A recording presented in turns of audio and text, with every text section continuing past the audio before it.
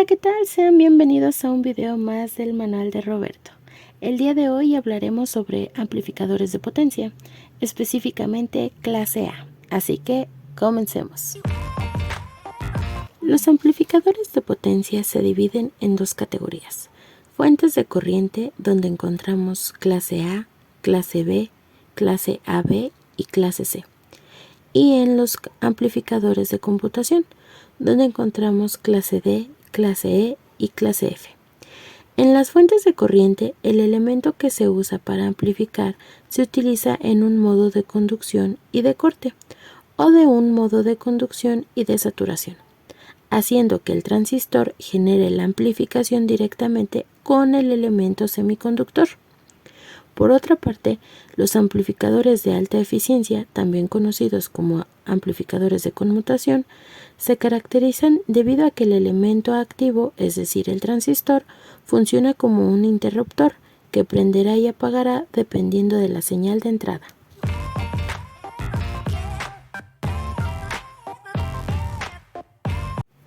En la operación clase A, el transistor se polariza con una corriente de DC más grande que la amplitud de la corriente de la señal, de tal manera que la corriente del colector fluye durante todo el tiempo que dura un ciclo de la señal de entrada, por lo que el ángulo de conducción es de 360 grados. Es importante considerar que se debe de utilizar la menor cantidad de resistores y no se deben de usar resistores dentro de la configuración del transistor, debido a que los resistores son transductores de corriente hacia calor y esto provoca que se desperdicie la potencia. Para evitar esto usaremos choques de radiofrecuencia, es decir, un inductor.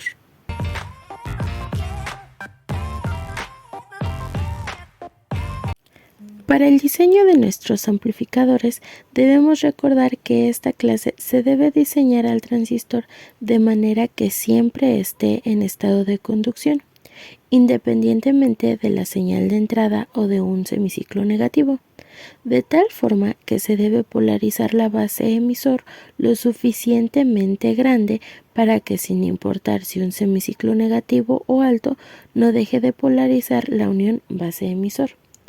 Para nuestro diseño vamos a considerar los capacitores que tenemos a la entrada y a la salida, el choque de radiofrecuencias o nuestro inductor y el circuito tanque que se encuentra marcado con un rectángulo. La funcionalidad del circuito tanque es la de un filtro, el cual va a eliminar cualquier componente de armónico o algún producto de intermodulación.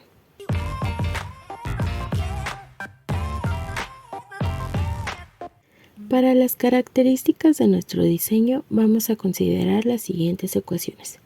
En el caso de la primera ecuación hacemos referencia al circuito tanque, el cual se encuentra en resonancia, y este nos dice que la reactancia del capacitor es igual a la reactancia del inductor, de tal manera que será igual a la resistencia de carga sobre el factor de calidad. En la ecuación número 2 hablamos del inductor, y este será igual a la reactancia inductiva entre 2πf. En la ecuación número 3 hablamos del capacitor, el cual será igual a 1 sobre 2πf por la reactancia capacitiva. Debemos recordar que la reactancia capacitiva y la reactancia inductiva son las mismas en ambas ecuaciones.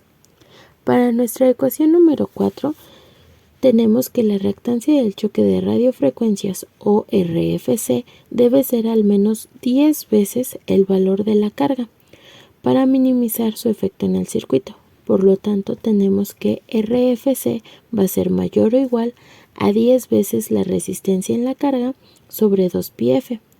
Y por último, en nuestra ecuación número 5 nos dice que el capacitor de desacoplo se tiene que elegir una reactancia pequeña.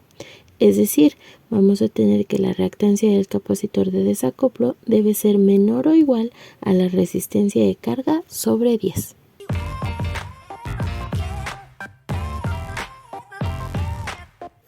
A continuación vamos a realizar un pequeño ejemplo para poder tener más afianzados nuestros conocimientos.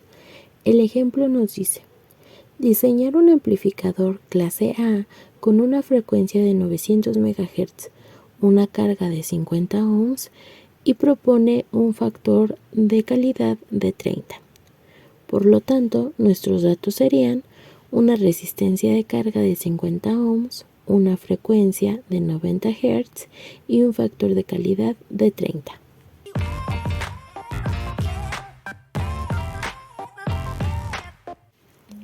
Para nuestra solución haremos uso de las 5 ecuaciones vistas previamente. En el caso de la reactancia capacitiva y la reactancia inductiva, tendremos la resistencia de carga, que son 50 ohms, sobre el factor de calidad, que vale 30, y nos da como resultado 1.666 ohms. Para el inductor ocuparemos ese mismo valor y va a dividir a 2pi por la frecuencia de 900 MHz, dando por resultado 0.3 nanohenrios.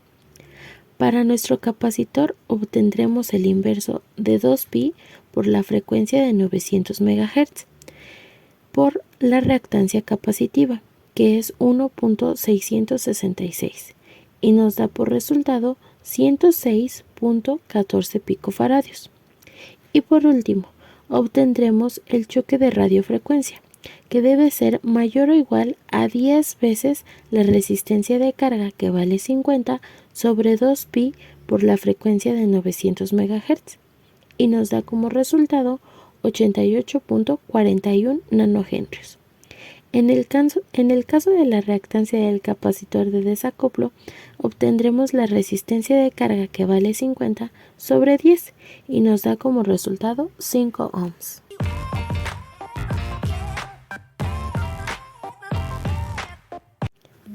Una vez teniendo los resultados, procedemos a generar nuestro diseño tal y como se muestra, donde tendremos un choque de radiofrecuencia de 88.41 nanohenrios, un capacitor de salida de 5 faradios. En el circuito tanque manejaremos un inductor de 0.3 nanohenrios y un capacitor de 106.14 picofaradios. También obtendremos una resistencia de carga que nos daba el ejercicio, que era de 50 ohms. Y así es como terminamos nuestro diseño. Espero que les haya gustado, y si se quedaron hasta esta parte del video, no olviden darle like, suscribirse y activar la campanita de notificaciones para que les avise cuando subamos un nuevo video a nuestro canal. Hasta la próxima.